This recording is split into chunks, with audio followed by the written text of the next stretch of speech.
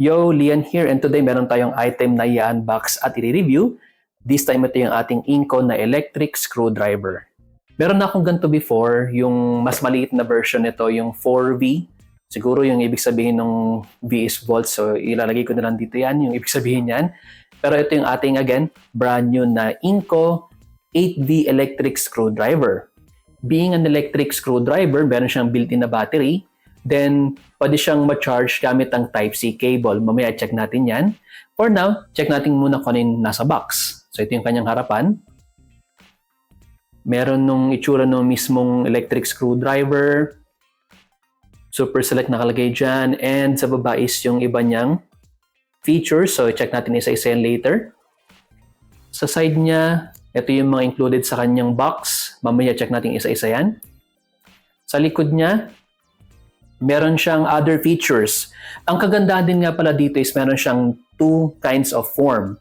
Yung isang form niya is ito, yung ating parang pistol form. Then, meron din siyang tinatawag na grip position. So, mamaya ipapakita natin yan. Meron din siyang feature dyan na 16 torque settings. Yung kanyang likod.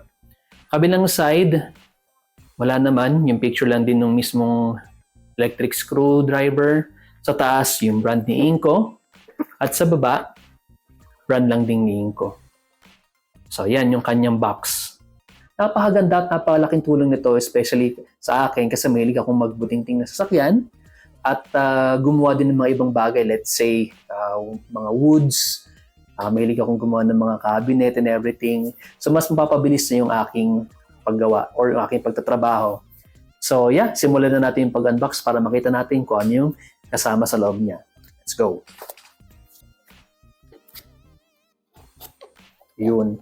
So, pag binuksan na natin siya, included na sa kanya yung kanyang pouch or yung kanyang lalagyan. Maganda to kasi pag meron kang ganitong lalagyan, hindi siya maalikabukan. Tapos kung may mga iba kang tools, pwede mo rin ilagay sa kanya. Yung una nating kasama.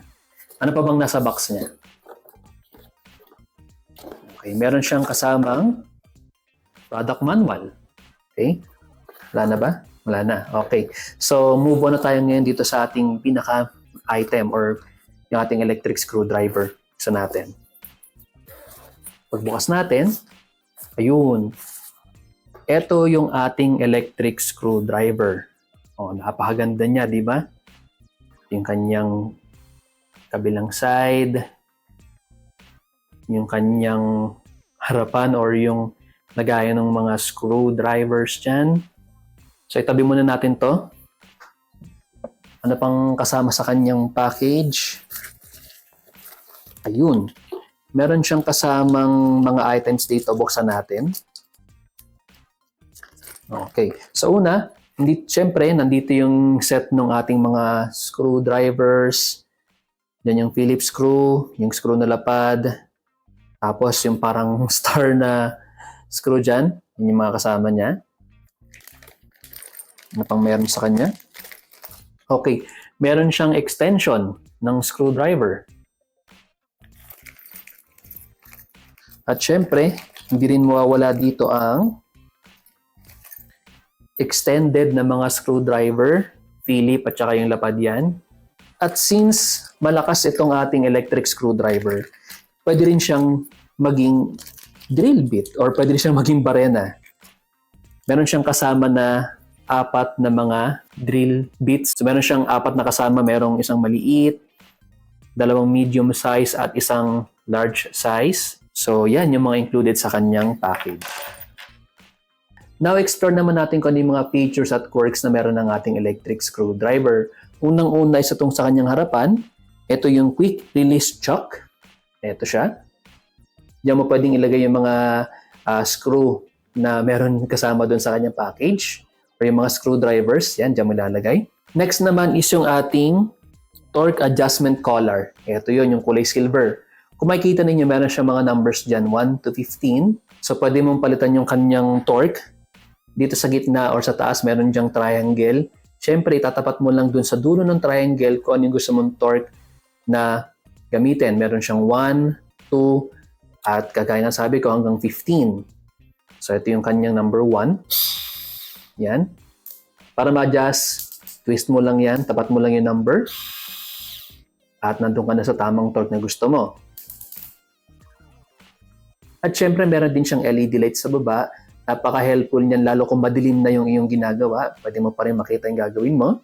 Dito sa baba is yung kanyang motion control activation. Para gumana yung ating electric screwdriver, ito, press down mo lang to. At nagana na siya. Next naman is yung ating forward and reverse trigger switch. Ito yan. So, let's say gusto mo magtanggal ng screw, press down mo lang to. At pinitin mo tong ating motion control activation at gagana na siya. Sa kabila naman, kung meron kang ilalagay na screw, press down mo lang din to at pwede mo nang higpitan or maglagay ng screw. Meron din siyang built-in lock dyan sa ating forward and reverse trigger switch. Meron siyang parang tatlong switch dyan. Pagka sagad na sagad siyang nakapindot, depende kung ano yung pinili mo, pwede siyang reverse or forward. Pero pag sa gitna mo siya nilagay, yan, kagaya niyan, ginitna ko lang siya, yan, no, lock siya, ayaw siyang gumana or hindi mo mapipindot yung ating motion control activation or yung itong trigger. At syempre, since meron siyang built-in battery, meron siyang charging port sa baba na Type-C. Ayan. Para namang mag-change siya ng kanyang form, press and hold mo lang itong release button sa taas. Then, itong handle natin, twist mo lang pataas at magdalak yan. Ayan na. Meron ka ng hand grip position. O, tingnan natin kung gagana. Yun, no? At para naman mabalik mo siya sa kanyang pistol form, simple lang, same thing lang, press and hold mo lang itong release button sa taas, twist it down, and magdalak na siya. Yun. So, balik na siya sa kanyang dating form. Ngayon, paano naman maglagay ng screwdriver sa kanya? For example, ito yung ating screwdriver. Meron siyang lock mechanism dito. Lalagyan nyo lang yan dyan. Ganyan. At hihilayin nyo itong lock na yan pataas. Ganyan. Bababa na yan yung ating screwdriver. And, yan na. Meron ka marinig na click sound indicating na nakalock na yung ating screwdriver. Para naman tanggalin yan, hilayin nyo lang to pataas. Then, tanggalin nyo na yung screwdriver ninyo. Okay, ngayon, check naman natin kung mag-charge siya. Ito yung ating USB Type-C, cable, plug lang natin dyan. And there you go. Kung makikita ninyo habang nag-charge kayo, itong ating LED light is nagpa-flash, indicating na nag-charge ang inyong tools or itong ating electric screwdriver. Siyempre ngayon, testingin natin kung malakas pa itong ating electric screwdriver. Ito, lalagyan natin ng screw to. Gamit lang yung torque 1 siguro. Testingin natin. Yan. Let's see. Let's go.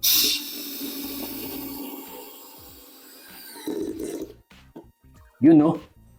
So, kung makikita ninyo, easy-easy. Nalagay niya yung screw ng walang guide na butas. Basic na basic sa kanya yung paglalagay ng screw sa kahoy. So, ngayon, tignan naman natin yung kanyang drill functionality. Gamitan natin ng drill bit na yan. Lagyan natin dito. At try natin lagyan ng butas tong part na to. Yan.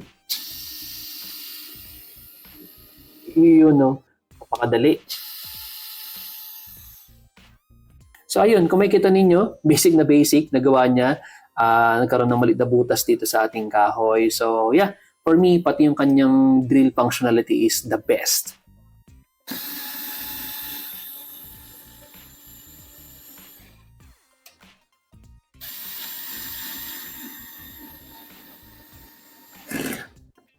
So ayun, for me napakaganda at napakalaking tulong nitong electric screwdriver, especially sa mga mahilig magputingting dyan.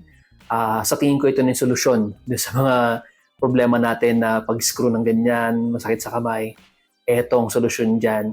So sa mga interested, ilalagay ko na lang sa description below yung link kung paano ito mabibili at kung saan. And yeah, watch out kayo sa mga next video natin. And as always, stay chill!